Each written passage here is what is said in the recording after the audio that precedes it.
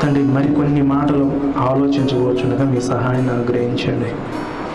మీ ప్రియులకు అర్థమయ్యే రీతిగా బోధించగలిగిన సామర్థ్యాన్ని నాకు అనుగ్రహించమని, విని విడిచిపెట్టగా వాటి హృదయం ముందు భద్రపరచుకోవటానికి మీ కృపను అనుగ్రహించమని యేసుక్రీస్తు నామమున స్తుతించి ప్రార్థించుకుంటున్నాం పరమ తండ్రి, ఆమేన్. నాతోటి జత పనివారైన పెద్దలకి నా వందనాలు తెలియజేస్తున్నాను. అలాగే చేరి వచ్చిన మీ అందరికీ నా వందనాలండి. పిల్లరా, ఇది నా ఒక విలువైన విషయాన్ని మనం నేర్చుకుందాం. మనము వాట్సాప్ గ్రూప్లో చూసినట్టయితే ఈరోజు ఒక అంశాన్ని టైటిల్గా పెట్టడం జరిగింది. ఏంటి ఆ టైటిల్? పరలోకానికి పెట్టుబడి ఏంటి? ఎక్కడికి? పరలోకానికి పెట్టుబడి ఏంటి? మాకు పెట్టుబడులు పెట్టడం మాకు తెలుసు. ఒక కొట్టుకి ఏం పెట్టచ్చు? పెట్టుబడి పెట్టచ్చు. ఒక పొలానికి పెట్టుబడి పెట్టచ్చు. ఒక ఉద్యోగానికి పెట్టుబడి పెట్టచ్చు. ఇదేంటి పరలోకానికి పెట్టుబడి ఏంటి? ఆలోచనలు చాలా వస్తూ ఉంటాయి. ఇప్పుడు మనకి రాజధాని అవుతుందని చెప్పేసి అందరూ కూడా దేనికి పెట్టుబడి పెట్టారు తెలుసా? స్థలాలకి పెట్టుబడి పెట్టేశారు. వారు కొన్న ఎన్నింటిని తీసుకొచ్చేసి ఏం కొన్నారు? స్థలాలు కొనుగోడేశారు. బాగా వచ్చేసిద్ది, కోట్లు కోట్లు సంపాదించుకోవచ్చు, లక్షలు లక్షలు సంపాదించుకోవచ్చు అని చెప్పేసి వారికి ఉన్న వాటినన్నిటినీ కూడా నష్టపరుచుకొని వచ్చేసేసి పొలాలు కొనేసారు. పిల్లరా, వాళ్ళకి లాభం ఇవ్వాలి కానీ వాళ్ళ పరిస్థితి ఎలాగుందో తెలుసా? చాలా భయంకరమైన స్థితిలోకి వెళ్ళిపోయారు. ఇదేనా మనము కూడా పరలోకానికి మన పెట్టుబడి ఏం పెట్టాలి? ఒక వ్యవసాయం చేసే వ్యక్తి పొలానికి ఏం పెడతాడు? ఫస్ట్ పెట్టుబడి పెడతాడు. పెట్టుబడి పెట్టినమంటే వచ్చేసిద్దా? వేసాడు, వెళ్ళిపోయాడు, పొలం వేసాడు. పొలం తీసుకున్నాడు, దుక్కు తినేసాడు, దాంట్లో ఏమేసాడు? వేసేసాడు. వెంటనే వచ్చిద్దా? రాదు. టైం ఉండిద్ది అనమాట, కొంత టైం ఉండదు. ఒక 6 నెలలకి వచ్చింది. అది వరి. ఇప్పుడు తల్లిదండ్రులు కూడా పిల్లలకి నేర్పిస్తూ ఉంటారు ఏంటి? చదువు. ఈ చదువుని ఎలాగ పెట్టాలి? పెట్టుబడిగా పెట్టాలి. పెడితే ఎప్పుడు వచ్చింది జాబ్? ఫస్ట్ క్లాస్ చదివినామనే వచ్చేసింది ఉద్యోగం. నేను ఫస్ట్ క్లాస్ చదివాను, 5th క్లాస్ చదివాను, నాకు పోలీసు దాంట్లో వచ్చిందా? లేకపోతే డాక్టర్గా అవుతానా? లేకపోతే ఇంజనీర్? అవును, చదువు వచ్చింది, చాలా పెట్టుబడి ఉంది. ఇదంతా చదివితేనే ఏమొచ్చింది? ఉద్యోగం వచ్చింది. ఒక పొలం వేస్తే 6 నెలల తర్వాత ఏమొచ్చింది? పంట చేతికి వచ్చింది. మరి పెట్టిన వెంటనే నాకు రావాలనుకుంటే వచ్చిద్దా? రాదు. మరి పరలోకానికి మనం ఏం పెట్టుబడి పెట్టాలి? పొలానికి డబ్బు పెట్టుబడి పెట్టాము, ఉద్యోగానికి చదువుని పెట్టుబడి పెట్టాము. అలాగా ప్రతి దాంట్లో మనిషి పెట్టుబడి పెడుతూనే ఉంటాడు. డబ్బు ఉంది, అంబానీకి పెట్టుబడి పెట్టాడు. దేనికి? చాలా వాటికి పెట్టాడు. వాటిల్లో జియో. ప్రతి చేతిలో ఏముండాలి? జియో ఫోన్ ఉండాలి. మన దగ్గర డబ్బు ఉంది కాబట్టి పెట్టుబడి పెట్టాడు. మరి డబ్బు లేని మనం పెడతామా పెట్టుబడి? ఎవరైనా? డబ్బు ఉంది కాబట్టి పెట్టుబడి పెట్టాడు. కొంతమంది బాగా చదువుకున్న తర్వాత వారి తెలివిని పెట్టుబడిగా పెట్టగానే విదేశీయులు వచ్చి కొనుక్కొని వెళ్ళిపోతారు. ఎవరిని? వాళ్ళ తెలివితేటల్ని. ఒకడు ఒక వస్తువు కనిపెట్టాడు అనుకోండి, ఆ వస్తువు కనిపెట్టిన వెంటనే వాడు కనిపెట్టినందుకు నీకు ఎంత కావాలి? నీకు ఎంత కావాలి అంటే తన జ్ఞానాన్ని పెట్టుబడిగా పెట్టడం ద్వారా ఏమొస్తుంది? లాభాలు వస్తున్నాయి. మిగిలరా అంటే తనకున్న జ్ఞానాన్ని వినియోగించాడు కాబట్టి పెట్టుబడి పెట్టాడు కాబట్టి లాభం సంపాదించాడు. ఒక పొలానికి పెట్టుబడి పెట్టాడు కాబట్టి అది లాభం వస్తూ ఉండేది. వీటిలో కూడా 100% వచ్చిద్దా లాభం? 100%. ఈ మధ్యకాలంలో మిరగాయ తోట మిర్చికి పెట్టుబడి పెట్టారు, తుఫాను వచ్చేసి రాగానే వాళ్ళంతా ఎలాగైపోయారో తెలుసా? వామ్మో ఇంత పెట్టుబడి పెట్టాను నేను, నా పెట్టుబడి అంతా ఏమైపోయింది? కొట్టుకొని పోయింది. ఎంతమంది ఆత్మహత్యలు చేసుకున్నారో తెలుసా? ఆత్మహత్య కదలండి, అది కరెక్ట్గా పదజాలం కాదు. ఎంతోమంది ప్రాణాలను విడిచిపెట్టారు, ఎంతోమంది భూములకి పెట్టుబడి పెట్టారు. ఆ రాజధాని అడిగి వెళ్ళిపోయిన గుండె అయిపోయిన వాళ్ళు ఎంతోమంది ఉంటారు. అంటే పెట్టుబడి పెట్టింది నిజంగా అనుభవించగలుగుతామా? వచ్చిన దాకా నమ్మకాలు లేవు. వచ్చేసింది, ఇంకా చేతికి వచ్చింది పైరు నాకే అనుకుంటూ ఉన్నాడు. ఈ లోపల ఏదో ఒక తుఫాను కొట్టింది, వాడి పైరు అంతా ఏమైపోయింది? పైరు ఏమైపోయింది? పైరు అయిపోయిందంట. పిల్లరా, వారికి ఉన్న స్థితిని బట్టి పెట్టుబడి పెట్టుకుంటూ ఉండాలి. మనం పెడతామా? మన దగ్గర ఏం లేదు. కానీ దేవుడు ప్రతి వాడికి, డబ్బు ఉన్నవాడికి కాదు, జ్ఞానం ఉన్నవాడికి కాదు, లేకపోతే ఇంకోటి చదువు ఉన్నవారు పెట్టుబడి పెట్టుకుంటూ ఉంటారు. కానీ ప్రతి ఒక్కళ్ళు కూడా పెట్టుబడి పెట్టచ్చు. దేంట్లో తెలుసా? దేవునిలో, పరలోకానికి. ఎలా పెట్టాలి అసలు? ఇంతకీ మనం పరలోకానికి ఎలాగ పెట్టుబడి పెట్టాలి? ఏ విధంగా పెట్టాలి? పెట్టుబడి ఎలాగ పెట్టాలి అంటే మూడు విషయాలు సింపుల్గా, నేను త్వరగా ముగిస్తాను. యాక్చువల్గా దీన్ని ఫుల్గా తీసుకుందాం అనుకున్నాను ఇవాళ, కానీ ఒక హాఫ్ అన్ అవర్లోనే 3 భాగాలకు మాట్లాడదాం అనుకున్నా. కానీ ఇప్పుడు 3 భాగాలు లేదు, ఒకే భాగంలో ముగించేస్తాను కొంచెం అటు ఇటుగా. మొదటగా పరలోక రాజ్యంలో మనము ప్రవేశించాలంటే, పరలోకంలో మనం పెట్టుబడి పెట్టాలి అంటే మనిషి యొక్క మనసు మారాలి. ఏం మారాలి? మనిషి యొక్క మనసు మారాలి. మారకపోతే కుదరదు. నేను చదువుకోకపోతే నాకు ఉద్యోగం ఇవ్వాలంటే ఎలాగుండిద్ది? వాళ్ళకి కుదిరిద్దా? నేను చదువుకోకపోతే నాకు ఉద్యోగం అంటే కుదిరిద్దా? కుదరదు. అలాగే పరలోకానికి కనుక మనం పెట్టుబడి పెట్టాలి అంటే మనిషి ఏమవ్వాలంటే మార్పు చెందాలి. దాని గురించి మత్తయి గారు రాసిన సువార్త 3వ అధ్యాయంలో ఒక మాటను తెలియజేస్తున్నారు. చూద్దాం. మత్తయి గారు రాసిన సువార్త 3వ అధ్యాయము, బాప్టిసం ఇచ్చు యోహాను గారు ఒక ప్రకటన చేస్తూ ఉన్నాడు. చూద్దాం. 3వ అధ్యాయము మొదటి నుండి కొన్ని విషయాలు చూద్దాం. ఆ దినములందు బాప్టిసం ఇచ్చు యోహాను వచ్చి, ఏ రాజ్యం సమీపించింది? ఏ రాజ్యం అండి? పరలోక రాజ్యము సమీపించి ఉన్నది, మారు మనసు పొందుడని యోదయ అరణ్యములో ప్రకటించుచుండెను. పరలోక రాజ్యం సమీపించున్నది, మీరేం చేయాలి? మారు మనసు పొందండి. తొలకరి వర్షాలు పడంగానే, వర్షాలు పడినాయి కాబట్టి ఇప్పుడు మనం ఏం చేయాలి? పైరు పొలం సిద్ధపరచుకోవాలి. గవర్నమెంట్ దగ్గర నుండి కొన్ని వచ్చినాయి అనుకోండి, పోస్టులు పడుతూ ఉంటాయి. ఉద్యోగాలు పోస్టులు పడినాయి, ఇప్పుడు మనం ఏం చేయాలి? అప్లై చేసుకోవాలి త్వరగా, అవకాశం. అలాగే ఈయన కూడా ఒక మాట తెలియజేస్తున్నాడు. నువ్వు పరలోక రాజ్యంలో పెట్టుబడి పెట్టాలి అంటే నువ్వేమవ్వాలి అంటే మనసు మారాలి. అదే చెబుతున్నాడు అనమాట. పరలోక రాజ్యం సమీపించి ఉన్నది కనుక మీరేం చేయాలి? మారు మనసు పొందండి. ఎందుకు మారు మనసు పొందాలి? ఏమైంది మనసుకి? ఎందుకు అసలు మారు మనసు పొందాలి? ఏమైంది మనసుకి? ఏం జరిగింది మనసుకి? ఆలోచించండి. అసలు ఎందుకు మారు మనసు పొందాలి? ఎప్పుడన్నా ఆలోచించాం? ఎందుకు అసలు మనసు మారాలి? ఎందుకు మారాలి మనసు? ఆ మనసు బాగాలేదా? ఈ షర్టు బాగలేదు, ఈ షర్టు ఇంకో షర్ట్ వేసుకోంటే చూస్తూ ఉంటారు. ఇది బాగలేదు, వెంటనే మార్చుకుంటూ ఉంటారు. ఎందుకు మార్చుకోవాలి అని అడిగితే దానికి బెజ్జం ఉందో లేకపోతే మరకైందోనో ఏదో ఒకటి చెప్పచ్చు. ఈ కూర బాగలేదు కానీ ఆ కూర బాగుంది అంటుంటా. ఈ కూర ఏమైంది? బాగాలేదు.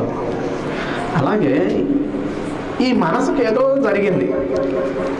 ఎందుకు మారు మనసు పొందాలంటే ఈ మనసు ఏదో పాడైంది. అవును కదా? ఈ మనసు పాడైపోయింది కాబట్టి మరొక మనసు పొందమంటున్నాడు, మారు మనసు పొందమంటాడు. మనసును మార్చుకున్నట్టున్నాడు. ఏంది చీర మార్చుకోవాల్సింది లేకపోతే షర్ట మార్చుకోవాల్సింది ఏంటి? మనస్సు. ఎందుకు మార్చుకోవాలంటే ఈ మనసు ఏమైపోయిందంటే కల్మషముతో నిండిపోయింది, భయంకరంగా మారిపోయింది మనసు. అందుకనే యెర్మీయా గారు అంటాడు, హృదయము అన్నిటికంటే మోసకరమైనది, అది ఘోరమైన వ్యాధి కలిగినది, దాన్ని గ్రహించగలిగిన వాడు ఎవడో. ఈ మనసు ఏమైపోయిందంటే కల్మషంతో నిండిపోయింది. ఈ కల్మషంతో నిండిపోయిన దాంతో మనం పెట్టుబడి పెడితే ఊరుకోడు ఆయన, ఊరుకోడు. ఈ మనసు ఏమవ్వాలంటే మార్పు చెందాలి. మార్పు చెందాలంటే ఎలాగ మారాలి అంటే పద్ధతులు మారాలి,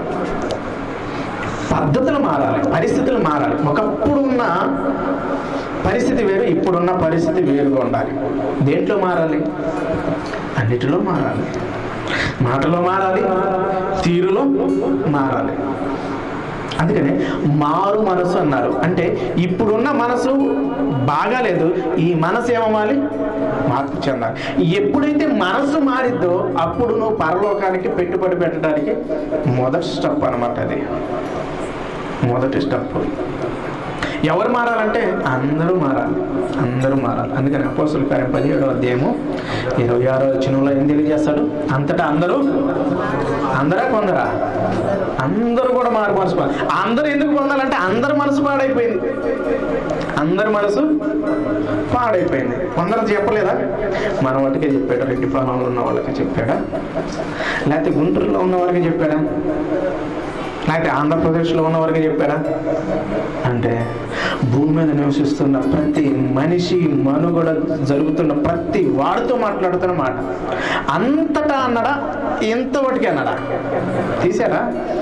అపోస్తలుల కార్యం 17వ అధ్యాయము 26వ వచనం చూడండి. ఆ మాటను చూసి మరలా వద్దాం. త్వరగా స్పీడ్గా ఉండాలి. అంతటా అందరూ మారు మనసు పొందవాలని ఆయన ఒక ఆజ్ఞాపిస్తున్నాడు, ఆజ్ఞ జారీ చేస్తున్నాడు. నువ్వు పరలోకంలో పెట్టుబడి పెట్టాలంటే నీ మనస్సు మారిపోవాలి, మీ మనస్సులు మారాలి. అంతకుముందు ఉన్న మనసు ఏమైపోయిందంటే అది మాయ మనసు. అరే నువ్వు మాయ మాటలకు వెళ్తున్నావే, ఏం మాట్లాడ? మాయ మాటలు. ఇప్పుడు ఒక రకంగా ఉండవు, అప్పుడు ఒక. నీ మనసు ఏమైపోవాలంటే పద్ధతుల్లో, ప్రతి పరిస్థితుల్లో మార్పు చెందాలి. సరే, కొంతమంది ఉన్నారు అసలుకి ఏమి తాగుబోతూ తిరిగిపోతూ ఏం కాదు, అన్నిటిలో చక్కగా ఉంటున్నాడు, న్యాయంగా ఉంటున్నాడు. మరి అతనికి వచ్చేసిందా పరలోకం? ఏ తప్పు చేయట్లేదు. ఒక తాగుబోతు కాదు, ఒక తిరిగిపోతు కాదు, ఒక వ్యక్తిని ఎవరిని ఏమీ అన్నడు, అలాగే అన్యాయంగా సంపాదించుకోడు, ఉన్నదాంతో చీమకు కూడా హాని చేయని వ్యక్తులు ఉన్నారు. మరి ఆ వ్యక్తులకు వచ్చిందా పరలోకం? పెట్టుబడి పెట్టగలుగుతాడంటే పెట్టలేడు. ఎందుకో తెలుసా? ఈ మార్పు చెందిన వ్యక్తి, ఇది మొదటి స్టెప్పే. ఈ మార్పు చెందిన వ్యక్తి ఏమవ్వాలి అంటే మరొక స్టెప్ వేయాలి, మరొక అడుగు వేయాలి. అదే రెండో స్టెప్. ఏంటో తెలుసా?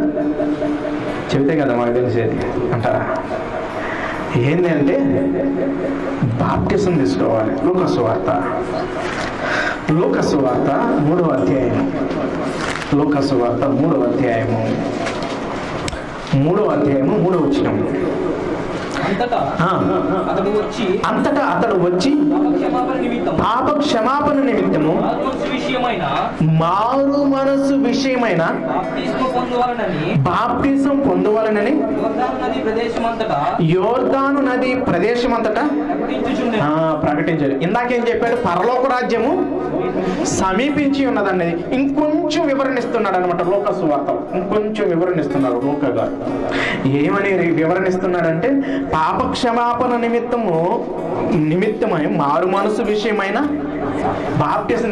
నువ్వు మారు మనసు పొందిన తర్వాత నువ్వేం చేయాలంటే బాప్టిజం తీసుకోవాలి. చాలా మంది జీవితాల్లో ఇక్కడికి వచ్చేపాటికి వెంటనే ఆలోచిస్తారు. అప్పుడే బాప్టిజం ఏంటి?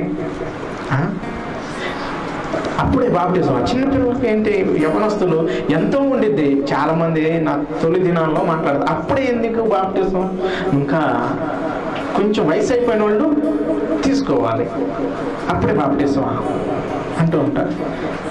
పిల్లరా, ఎప్పుడు పోతామో తెలీదు. రక్షణ లేకుండా పోయాము అంటే పరిస్థితి ఏంటి? ఇదే మిక్కిలి అనుకూల సమయం, ఇదే రక్షణ దినం. రేపు మందో కాదో తెలియదు. ఇప్పుడు మనిషి పద్ధతి మార్చుకున్న వ్యక్తి వెంటనే ఏం చేయాలి? బాప్టిజం తీసుకోవాలి. కానీ బాప్టిజం దగ్గరికి వచ్చే పాటికి మనుషులు వాయిదాలు వేసుకుంటూ ఉంటారు. రేపు తీసుకుంటారు, వచ్చే వారం తీసుకుంటారు, లేకపోతే వచ్చే నెలలో తీసుకుంటారు. డిసెంబర్ 25 ఉంది కదా, ఖచ్చితంగా తీసుకుంటారు డిసెంబర్ 25. ఎందుకంటే ప్రభు పుట్టారు, నేను పుడతా. ఎప్పుడు? డిసెంబర్ 25. ఇంకా కొంతమంది అయితే జనవరి ఫస్ట్ తారీఖు అయితే బాగుండిద్ది, ముహూర్తం బాగుంది, ఫస్ట్ తారీఖు. ఫస్ట్ ఎప్పుడు బాగుందంట? ఫస్ట్ తారీఖు, జనవరి 1కి అయితే బాగుండిద్ది. ఇంక ఈ సంవత్సరం అంతా నేను ఇంకా దేవుళ్ళో ఉండిపోవచ్చు. రేపేం సంభవించిందో ఎవరికి తెలుసు? గ్యారెంటీ ఉందా? గ్యారెంటీ లేని జీవితం. పిల్లరా, మనిషి మార్పు చెందిన వ్యక్తి వెంటనే రక్షణలోకి రావాలి, బాప్టిజంలో తీసుకోవాలి వెంటనే. చూడండి, పౌలుని శీలను తీసుకెళ్లి చెరసాలలో వేసినప్పుడు వాళ్ళు పాటలు పాడి దేవుని స్తుతిస్తూ ఉంటుంటే అక్కడ ఉన్న వాళ్ళు మార్పు చెందారు. ఆ చెరసాల పునాదులు బద్దలైపోయినాయి. ఇంకా అక్కడ పరిస్థితి అంతా ఎలాగ ఉందనిపోయిందంటే, అప్పట్లో లైట్లు లేవు కదా, అతను వచ్చాడు, చెరసాల నాయకుడు వచ్చేసాడు, వెంటనే అందరూ పారిపోయి ఉన్నారని చెప్పేసి ఇతను ఏమనుకున్నాడు? పొడుచుకొని చచ్చిపోదాం అనుకున్నాడు. అప్పుడు పౌలు గారు అంటున్నాడు, మేమంతా ఇక్కడే ఉన్నామే అంటే, అప్పుడు వాళ్ళు అడుగుతున్న ప్రశ్న ఏంటి తెలుసా? అక్కడ ఉన్న అతను చెరసాల నాయకుడు, అయ్యా నేనేం చేయాలయ్యా, నేనేం చేయాలి? పారిపోవచ్చు కదా దొంగలందరూ కూడా మారిపోయారండి, మార్పు చెందారు, మాట వినగల మార్పు చెందారు, మనసును మార్చుకున్న. ఖైదీలు అంటే పారిపోవాలా లేదా? పారిపోవాలి, అక్కడే ఉండిపోయారు, అందరూ మారిపోయారు. ఈయన కూడా వెంటనే ఈయనకు కూడా మార్పు వచ్చేసింది. మార్పు వచ్చిన తర్వాత మేమేం చేయాలి? రక్షణ పొందడానికి మేమేం చేయాలంటే వెంటనే బాప్టిజం తీసుకోవాలి. వెంటనే ఆ రాత్రే వాళ్ళు బాప్టిజం తీసుకున్నారండి. నైటే బాప్టిజం తీసుకున్నారు. కానీ చాలా మంది ఈ బాప్టిజాన్ని ఆపుతూ ఉంటారు. నాకు తెలిసిన ఒక సహోదరుడు, ఒక అన్నయ్య, ఒక ఆమెకు బాప్టిజం ఇవ్వడానికి సుమారుగా ఎంతకాలం పట్టిందో తెలుసా? 15 సంవత్సరాలు పట్టింది. 15 సంవత్సరాల నుంచి బాప్టిజం ఇవ్వకుండా ఆమెను కనిపెట్టు దగ్గర 15-18 సంవత్సరాలకి ఆమె బాప్టిజం ఇచ్చాడు. ఈ లోపల కోత ఏంటంటే దేవుడు పోనీడంట. దేవుడు ఇప్పుడే సమయం అంటే రేపేమి సంభవించేదో తెలియదు అంటే పోనీడంట. పిల్లరా, బాప్టిజం దగ్గరికి వచ్చేపాటికి నిర్లక్ష్యంగా ఉండకూడదు. ప్రతి ఒక్కరు కూడా మారు మనసు పొందిన వ్యక్తి, మనసును మార్చుకున్న వ్యక్తి వెంటనే నీటి ద్వారా రక్షింపబడాలి. అందుకనే నికోదేముతో కూడా మాట్లాడుతూ ఉంటాడు యేసుక్రీస్తు వారు. ఏమని మాట్లాడతాడు? యోహాను సువార్త 3వ అధ్యాయం, 3 అండర్లైన్ చేసుకోండి. 3వ అధ్యాయం చూద్దాం. 3వ అధ్యాయము 3వ వచనం నుండే చూద్దాం. ఇది కూడా అందుకే యేసు అతనితో, ఒకడు క్రొత్తగా జన్మించితే గాని అతడు దేవుని రాజ్యము చూడలేడని మీతో నిశ్చయముగా చెప్పుచున్నాను. ఎలా చెబుతున్నాడు? నిశ్చయంగా, ఖచ్చితంగా చెప్పేస్తున్నాను. ఒకడు క్రొత్తగా జన్మిస్తేనే పరలోక రాజ్యంలో ప్రవేశిస్తాడు. నువ్వు పెట్టుకున్నదే అనుభవించాలి అంటే, నువ్వు పెట్టిన ప్రతి పెట్టుబడి అనుభవించాలి అంటే నువ్వు మనిషి మార్పు చెందాలి. రెండవదిగా బాప్టిజం తీసుకోవాలి, క్రొత్తగా జన్మించాలి. ఎలా జన్మించాలి? క్రీస్తులో జన్మించాలి. ఎప్పుడైతే క్రీస్తులో మనం జన్మిస్తామో అప్పుడు మనం పెట్టుకునే ప్రతి పెట్టుబడి కూడా లెక్క వస్తూ ఉండిద్ది. అందుకనే దీని గురించి కూడా ఒక మాట రాస్తున్నాడు. కొరింథీయులకు రాసిన 2వ పత్రిక, అపోస్తలుడైన పౌలు గారు కొరింథీయులకు రాసిన 2వ పత్రిక 5వ అధ్యాయం 17వ వచనం, నూతన సృష్టిగా మనం చేయబడాలి. కొత్తగా జన్మించడం అంటే కాగా ఎవడైనాను క్రీస్తునందున్న ఎడల, ఎలాగా ఎలాగుండాలి? ఎవరి యందు ఉండాలి? క్రీస్తునందున్న ఎడల వాడు నూతన సృష్టి, పాతవి గతించును, ఇదిగో క్రొత్తవాయను, సమస్తము క్రొత్తవాయను. క్రొత్తదనం రావాలి, క్రొత్తదనం రావాలి, క్రొత్తదనం రావాలి. కాగా ఎవడైనను క్రీస్తునందు అంటే నూతన సృష్టిగా నువ్వు చేయబడాలి. నీ మనసు మారాలి. మనసు మారిన తర్వాత నువ్వు బాప్టిజం అనుభవంలోనికి రావాలి, బాప్టిజం తీసుకోవాలి. అది క్రొత్త జన్మ అంటున్నాడు, నూతన సృష్టిగా చేయబడటం. ఎంతటితో అయిపోయిందా? మరి పరలోకం ఇచ్చేసినట్టే మనకి.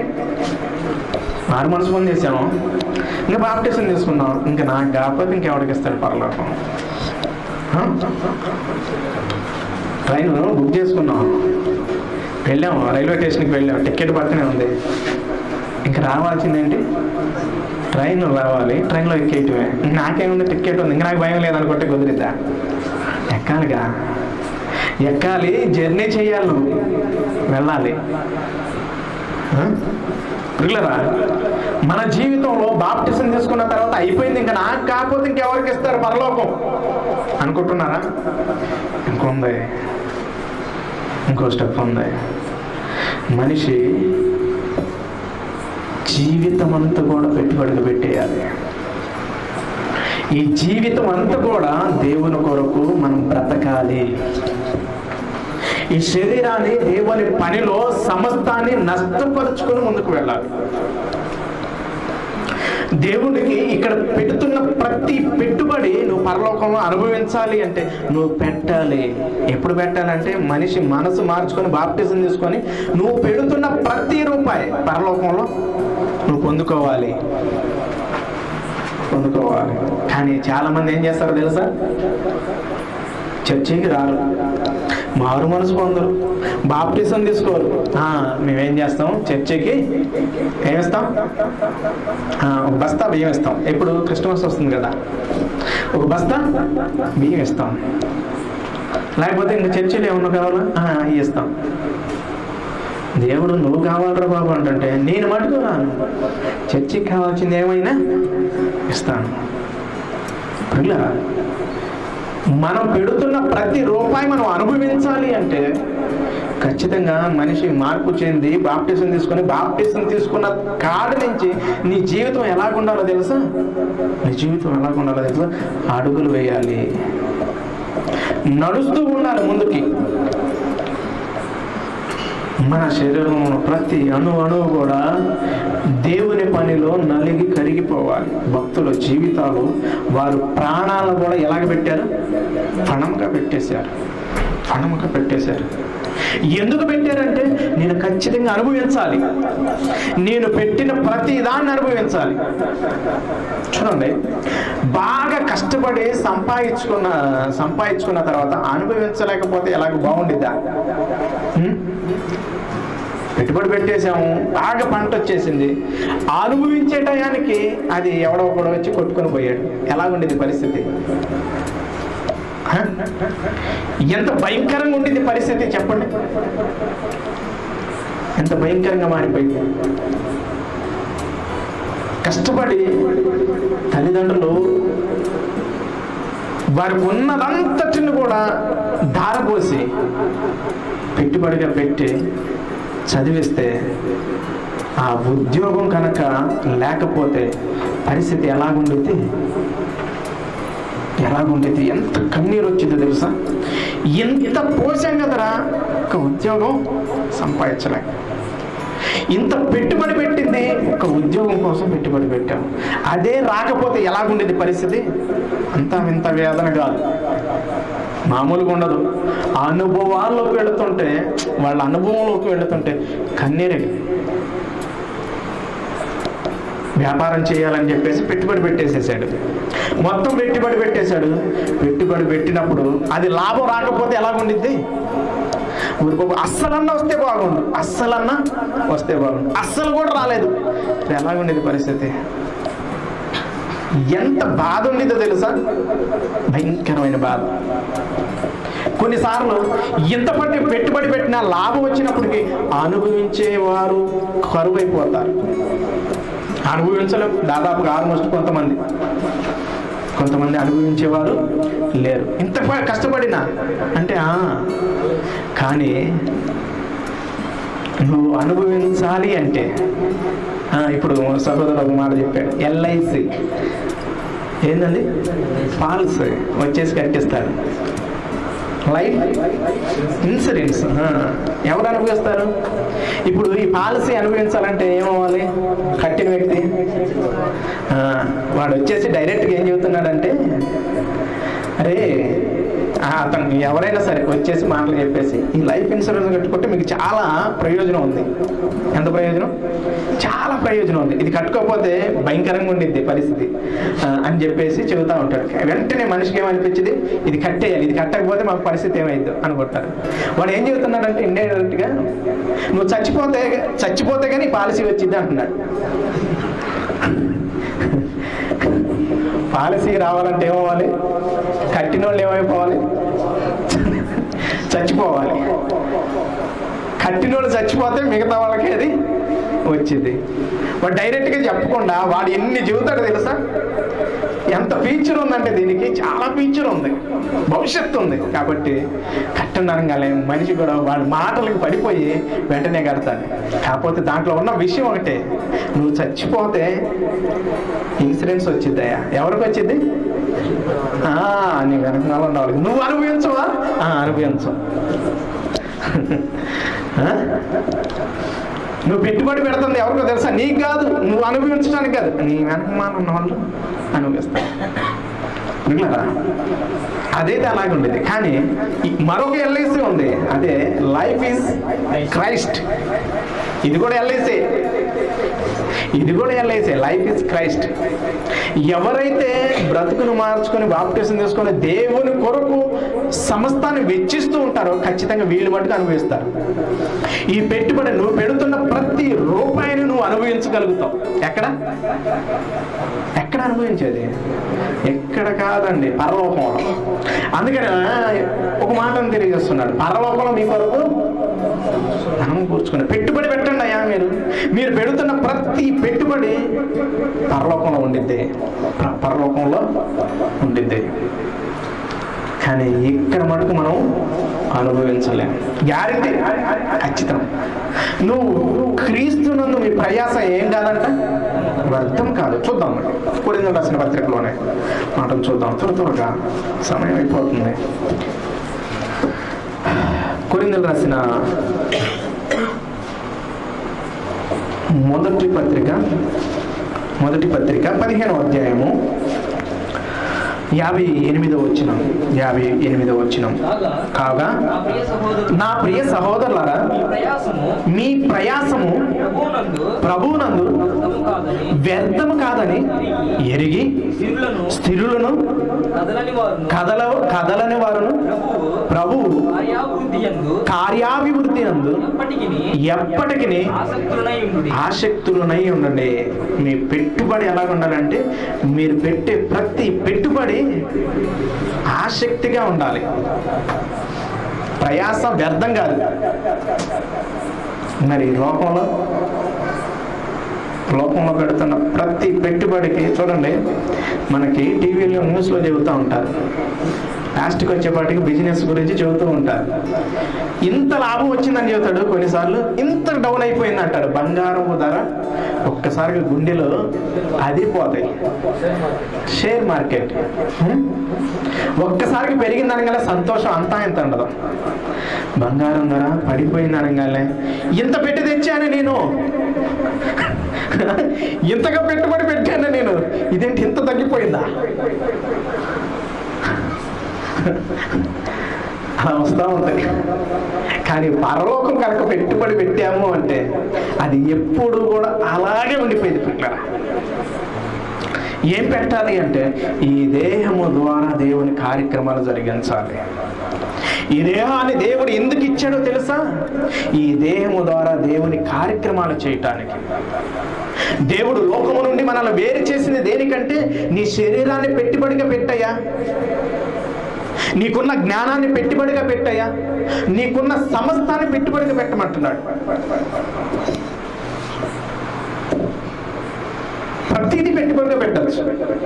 వాడు పేదవాడైనా పెట్టచ్చు, ధనవంతుడైనా పెట్టచ్చు, చదువు లేని వాడైనా పెట్టచ్చు, చదువుకున్న వారైనా పెట్టుకోవచ్చు. కానీ కొన్ని విషయాలు పెట్టడానికి కుదరదు. లోకంలో చదువు లేని వాడు ఏమైనా పెట్టుకోవడానికి కుదిరింది, ఉద్యోగానికి కుదరదు. చదువుకున్న వాళ్ళే పెట్టుకోవాలి. డబ్బు లేని వాడు ఏమైనా పెట్టుబడి పెడతామా? ఒక వ్యాపారం చేయాలంటే మనకేం కావాలి? డబ్బు ఉంటేనే వ్యాపారం పెట్టుబడి పెట్టగలుగుతాం. కానీ ప్రభువు దగ్గర అయితే పరలోక రాజ్యంలో ప్రతి వారు పెట్టుకోవచ్చు, ప్రతి వారు పెట్టచ్చు. చదువుకున్నవాడు పెట్టచ్చు, చదువు లేని వారు పెట్టచ్చు, డబ్బు ఉన్నవాడు పెట్టచ్చు, డబ్బు లేని వారు పెట్టచ్చు. ప్రతి వారికి అవకాశం ఉంది, ప్రతి వారికి అవకాశం ఉంది, ప్రతి వారికి అవకాశం ఉంది. కాబట్టి ప్రతి ఒక్కరు కూడా ఏం చేయాలంటే ఈ దేహము ద్వారా క్రీస్తుని మారు మనసు పొంది బాప్టిజం తీసుకున్న తర్వాత ఈ శరీరాన్ని దేవుని పనిలో వినియోగించాలి. నీకున్న తెలివితేటలో దేవుడి కొరకు ఏం చేయాలి, అది చేయాలి, ఇది చేయాలని ఆలోచన రావాలి. నీ ఆలోచన విధానం ఎలా ఉండాలంటే పరలోకం పరలోకం పరలోకం పరలోకం పరలోకం నేను కూర్చుకోవాలి. పరలోకం కూర్చుకోండి అంటున్నాడా? భూమి మీద కూర్చుకోమంటున్నాడా? పరలోకంలో మీ పెట్టుబడి, దానికి అర్థం అదేనండి. మత్తయి సువార్త 6వ అధ్యాయం, మత్తయి సువార్త 6వ అధ్యాయం తీద్దాం. ఇందాక చెప్పాను, ఇప్పుడు తీద్దాం, ఖచ్చితంగా ముగించేస్తానండి. పరలోక రాజ్యం గురించి, అక్కడ పెట్టుబడి గురించి ఒక మాట, విలువైన మాటను తెలియజేస్తున్నాడు. 6వ అధ్యాయం, మత్తయి గారు రాసిన సువార్త 6వ అధ్యాయం. ఎక్కడ కూర్చుకోవద్దు? భూమి మీద మీరు పెట్టుబడులు పెట్టద్దు. ఎక్కడ? భూమి మీద. భూమి మీద పెట్టుబడి పెడితే ఎలాగుంటుందో పరిస్థితి చెబుతున్నాడు అనమాట. ఇక్కడ ఏమైతే తెలుసా, నువ్వు పెట్టుబడి పెట్టి సంపాదించేసే అనుకో చెమ్మటలు వస్తాయి. చాలా మంది పరిస్థితులు చూడండి. మొన్న 2000 నోట్లు కానీ వీటిని కానీ ఏమన్నారు, బ్యాన్ చేస్తున్నాం అనే పాటికి వాళ్ళ పరిస్థితి ఎలాగైపోయిందో తెలుసా?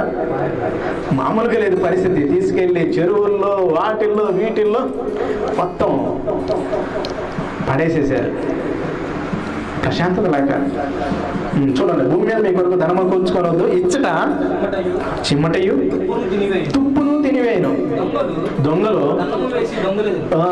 కన్న వేసి దొంగిలిస్తూ ఉంటారు. ఒకవేళ పెట్టుబడి పెట్టి సంపాదించేసామనుకోండి, బాగా సంపాదించామనుకో, ప్రశాంతత ఉండిద్దా? మీ ధనం ఎక్కడ ఉన్నదో మీ హృదయం కూడా అక్కడికి ఎగరదో తిరుగుతూ ఉండేది. ఎందుకండి 1,00,000 రూపాయలు ఇంట్లోనే ఉండేవి అనుకోండి, 1,00,000 రూపాయలే, ఇంకా ప్రశాంతంగా నిద్రపోతామా? ఏదో పెళ్ళికి కానీ, లేకపోతే ఇల్లు కట్టుకోవటం కానీ, లేకపోతే ఇంకో దానికి తెచ్చుకున్నాం 1,00,000 రూపాయలు. ఆ నైట్ అంతా నిద్ర పట్టిద్దా? నిద్రపోతాం ప్రశాంతంగా? ఎవడొచ్చి తెస్తాడు? ఇంట్లో వాళ్ళు తెస్తారు. కొంతమంది దొంగలు ఎక్కడ ఉంటారంట? ఇంట్లో లేదు. ఏ దొంగనైనా పట్టుకోవచ్చు అంట, కానీ ఇంట్లో ఉన్న దొంగని మనకు దేనికిలాంటి పక్కన వాళ్ళ గురించి పట్టుకోలేరంట. కాబట్టి ఇప్పుడు మనం పరలోకంలో కూర్చున్నామంటే ప్రశాంతంగా ఉండగలుగుతాం. పరలోకం కొరకు కనుక మనం పెట్టుబడి పెడుతూ ఉంటుంటే మనకున్న ప్రతి దాన్ని, దేనిని పెట్టినా సరే ఖచ్చితంగా నువ్వు అనుభవిస్తావు, ఖచ్చితంగా నువ్వు అనుభవిస్తావు. అది ఎలాగ చేయాలి అంటే ఈ శరీరం ద్వారా, మన ఆలోచన ద్వారా, మనం చేసే ప్రతి కార్యక్రమం ద్వారా పరలోకంలో పెట్టుబడి నీకు వస్తూనే ఉండేది, సమకూడుతూనే ఉండేది. నువ్వు చేస్తున్న ప్రభు పనిలో నీ శరీరాన్ని, నీ ఆలోచనను, నీ సంపాదన దేనినైతే నష్టపరుచుకుంటున్నావు 100 రెట్లు పొందుతావు. 100 రెట్లు ఖచ్చితంగా నువ్వు అనుభవిస్తావు ప్రభు పనిలో నువ్వు ఉంటే. కాబట్టి ఇప్పుడు పరలోకంలో మనం పెట్టుబడి పెట్టాలి, ఖచ్చితంగా అనుభవించాలి అంటే. ఈ భూమి మీద నువ్వు ఏది పెట్టుకున్నా సరే నువ్వు అనుభవించలేవు, గ్యారంటీ, రాసుకోవచ్చు ఖచ్చితంగా. ఎంతవరకు అనుభవించగలుగుతాం, ఎంతవరకు అనుభవించగలుగుతాం? పెట్టుబడి పెట్టిన కొంతవరకే. కానీ పరలోకంలో అయితే నిశ్చయంగా అనుభవిస్తావు. అదే మాట్లాడుతున్నాడు 20వ వచనంలో, పరలోకమందు మీ కొరకు ధనమును కూర్చుకోండి. ఎక్కడ కూర్చుకోవాలి? పరలోకంలో ధనాన్ని కూర్చుకోండి. అక్కడ ఏముండవంట? అక్కడ చిమ్మట ఉండవంటే ఉండవు అని చెబుతున్నాడు. తుప్పైనను దానిని తినివేదు. ఇంకా దొంగలు ఉంటారు పరలోకంలో? ఎవరు ఉంటారు పరలోకంలో? ఇంటి దొంగలు ఉండరా? ఏంది ఇక్కడ ఉన్నారుగా, అక్కడ ఉంటారా? అక్కడ ఉంటారు. ఎవరికి ప్రవేశం అక్కడ పరలోకంలో? పరిశుద్ధులకే ప్రవేశం. దొంగలు, దోచుకునేవారు, ఇంటి దొంగలు, పక్కింటి దొంగలు, గజి దొంగలు, వీళ్ళు ఎవరు ఉండరా? ఎవరు ఉండరు. నువ్వు పరలోకంలో కూర్చుకుంటే ఎవరు దొంగిలించరు. కాబట్టి పరలోకంలో మనం పెట్టుబడి పెట్టాలి. పరలోకంలో మనం పెట్టుబడి పెట్టాలంటే మన మనసు మారాలి, బాప్తిసం తీసుకోవాలి, ఈ దేహాన్ని దేవుని పని నిమిత్తము వినియోగించాలి. అందుకనే రోమిలకు రాసిన పత్రిక 12వ అధ్యాయం, రోమిలకు రాసిన పత్రిక 12వ అధ్యాయం ముగిచ్చేస్తున్నానండి. చెబుతానే ఉండవు, నువ్వు ముగిస్తాను అంటున్నావు, మళ్ళీ తీపిస్తున్నావు అంటారా? ముగిచ్చేస్తా త్వరగానే అనుభవిస్తాం. ఈ దేహాన్ని, మనకున్న తెలివితేటలను గనక దేవుని పనిలో గనక వినియోగిస్తే, దేవుడు బలా నమ్మకమైన దాసుడా, బలా నమ్మకమైన దాసి, నువ్వు కొంచెంలో నమ్మకంగా ఉన్నావు కాబట్టి నువ్వు అనుభవించు. నువ్వు పెట్టే ప్రతిదీ కూడా వ్యర్థమైపోదు. చాలామంది వ్యర్థం చేసుకున్నారు, వ్యర్థం అయిపోయింది లోకంలో. కానీ పరలోకంలో వ్యర్థమైపోయిందా? ఆయన పేరట వచ్చిన వాళ్ళకి గిన్నెడు నీళ్ళు ఇచ్చిన దాని ప్రతిఫలం పోగొట్టుకోరంట. ఖచ్చితంగా అనుభవిస్తాం. మరి నువ్వు ప్రభు పనిలో కనుక నీకున్న తెలివితేటలో నీకున్న ప్రతి దానిని వినియోగించావుంటే అక్కడ ఎలాగుండేది పరిస్థితి? చాలా అనుభవించడానికి అవకాశాన్ని ఉండేది. కాబట్టి పిల్లరా, మన జీవితంలో మనం పెట్టుబడి పెట్టాల్సింది ఎక్కడ పెట్టుకోవాలండి పెట్టుబడి? పరలోకంలో. కానీ హిమ్ము సంస్థ ఒకటి వచ్చింది. ఎంత కట్టదే? 10,000 కడితే ఎన్ని వేలు అంట? 50,000. వెంటనే వచ్చేది. అబ్బా, ఎంత బంపర్ ఆఫర్ వచ్చిందో తెలుసా? 10,000కి 50,000 పెట్టుబడి పెడితే బాగుండేది. నువ్వు టక కట్టేశారు. తర్వాత వాళ్ళు ఎక్కడ పెట్టారు తెలుసా? టోపీ పెట్టారంట నెత్తి మీద. 10,000 పెట్టగల 50,000. ఆశకి హద్దులే లేకుండా పోయింది. ఇదేదో ఇంకొకటి ఈ మధ్యకాలంలో ఇంకొకటి వచ్చింది. ఫస్ట్ 5,000 కడితేనంట నెలకి వచ్చేపాటికి 2,500 వస్తాయంట. 10 రోజులకి 2,500, 10,000కి 2,500. ఇంక నీ జీవితాంతం వస్తూనే ఉంటాయి అనగానే టక కట్టేశారు. అది కూడా కడుతున్నారు. బాగా కూర్చుకొని తర్వాత వాడు పెడతాడు. ఈసారి టోపీ కాదు, నామాలు పెడతాడు. ఈ భూమి మీద నువ్వు ఏది పెట్టినా ఖచ్చితంగా ఏదో ఒక లోపం ఉండిద్దండి. కానీ పరలోకంలో కనుక పెడితే ఆయన టోపీ పెట్టేవాడు కాదు, లేకపోతే నామాలు పెట్టేవాడు కాదు. ఆయన ఖచ్చితంగా 100 రెట్లు ఇచ్చేవాడు. నువ్వు ఒక్క వంతుగా నీ పెట్టుబడి పెడితే 100 రెట్లు ఖచ్చితం అనుభవిస్తావు. నీ జ్ఞానాన్ని, నీ తెలివితేటలో నీ ప్రతి దానిని, నీ శరీరం అంతా కూడా ఆయనకి సమర్పిస్తే నువ్వు ఖచ్చితంగా పరలోకాన్ని అనుభవిస్తావు. పరలోకంలో నిజంగా నువ్వు అనుభవిస్తావు. భక్తులైన వారందరూ కూడా ప్రాణాలను కూడా పెట్టేశారు పెట్టుబడిగా. ప్రాణాలను కూడా పెట్టుబడిగా పెట్టేశారు. నువ్వేం పెడుతున్నావు? ఒకసారి ఆలోచించుకోండి. నీ తెలివితేటలు పెడుతున్నావు? నీ ఆలోచనలు పెట్టగలుగుతున్నావా? నీ శరీరాన్ని దేవుని పని కొరకు వంచగలుగుతున్నావా? ఆలోచించుకోండి. ప్రతి వారికి అవకాశం ఉంది దీంట్లో అయితే, ప్రభువులో అయితే ప్రతి వారికి అవకాశం ఉంది. అవకాశం అంబానీకే కాదు, అంబానీ కాకపోయినా పేదవాడికి కూడా అవకాశం ఉంది. విధవరాలు ఎన్ని కాసులు వేసింది? 2 కాసులే. కానీ ఆ ప్రభువు లెక్కలోకి వచ్చేసిందామా. కాబట్టి ప్రతి ఒక్కరు కూడా పెట్టుబడి పెడదాం. ఏం పెడదాం? ఏం పెడదాం అండి పెట్టుబడి? మేము బారు పొందాం, బాప్టిజం తీసుకున్నాం, ఇంకేంటి అంటారా? ఇంకేం పెట్టుబడి పెట్టాలంటారా? మీ శరీరాలను దేవుని పని కొరకు వినియోగించండి. మీ ఆలోచనలు దేవుని పని కొరకు వినియోగించండి. అనేకులు దేవుని సన్నిధికి నడిపించడానికి, దేవుని మాటలు చెప్పడానికి వినియోగించండి. మీరు మాట్లాడే ప్రతి మాట పెట్టుబడే. ఎల్ఐసి వాడు ఏం తీసుకొని రాడు, ఓన్లీ మాటలతోనే వాడు సంపాదించేసుకుంటూ ఉంటాడు. నీ మాటే పెట్టుబడి.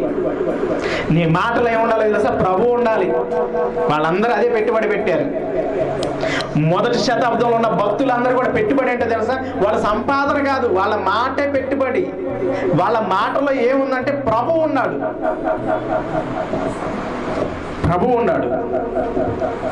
ప్రభు కార్యాలు చెప్పారు, పెట్టుబడిగా పెట్టగానే అందరు హృదయాలు కుమ్మరించబడ్డాయి. రాతి కట్టిపోయిన హృదయం కూడా కుమ్మరింపబడ్డారు. కఠినమైన హృదయాలు కూడా కరిగిపోయినాయి. ఆ మాటలు అంత శక్తి ఉంది. నా వల్ల ఏమైంది అంటావా? దేవుణ్ణి అడుగు. ఖచ్చితంగా దేవుడు నేను బలపరిచి వాడుకుంటాడు. నేను నీ పనిలోకి వెళ్ళాలనుకుంటున్నాను, నన్ను బలపరచు. నా ఆలోచనలు, నా తలంపులు, నా నడవడిక ప్రతిదీ కూడా నీ పనిలో నేను సమర్పించుకుంటున్నాను తండ్రి, నన్ను వాడుకో అని అడుగు. ఖచ్చితంగా దేవుడు బలపరిచి ఉన్నతమైన స్థానాన్ని నీకు ఇస్తాడు. కాబట్టి ఆ రీతిగా ప్రతి ఒక్కరు ఉండాలని ప్రభు పేరట తెలియజేస్తూ నా మాటలు ముగిస్తున్నాను. చివరి ప్రార్థన ఆశీర్వాదం మన మధ్యలో ఉన్న పెద్దలు ప్రకాష్ రావు గారు ఇస్తారు. చివరి ప్రార్థన ఆశీర్వాదం.